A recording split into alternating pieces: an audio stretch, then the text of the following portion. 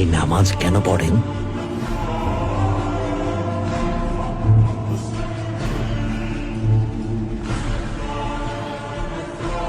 নামাজের মাধ্যমে শুকরিয়া আদায় করি।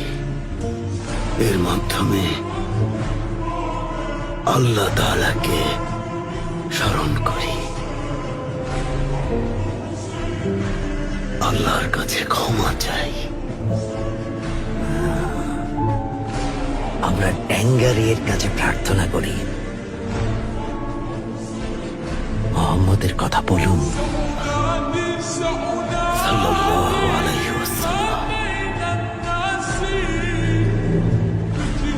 ওসমান বেও এই নামটা যখন শোনেন ওটা বলে চুপ থাকেন কেন?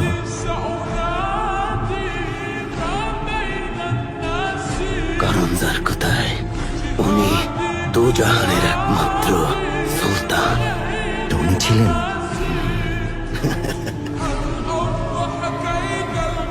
ক্ষুধার্ত থাকতেন, মাঝে মাঝে এক কাপড়ই সেলাই করে পড়তেন, মাঝে মাঝে দুধ আর খুরমায় ক্ষুধার জ্বালা মেটাতেন। তাহলে ওনাকে সুলতান কেন বলে? ওনার কিছুই ছিল না, পেট ভরে খেতেও পারতেন না। আসলে গরিব ছিলেন না যার কথায়, দাতা ছিলেন, দান করে দিতেন। যার কথায় আসল সুলতানরা মানুষের মন জয় করে, খাঁটি সুলতান মানুষের মনের বসতির সুলতান।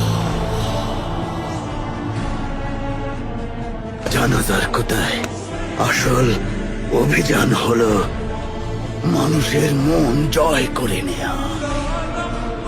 নবীজি এমন সুলতান ছিলেন, ক্ষমাশীল ছিলেন। উনি দুনিয়ার সবার কথা চিন্তা করতেন। আর যার কথায় উনি বাচ্চাদের খুব পছন্দ করতেন।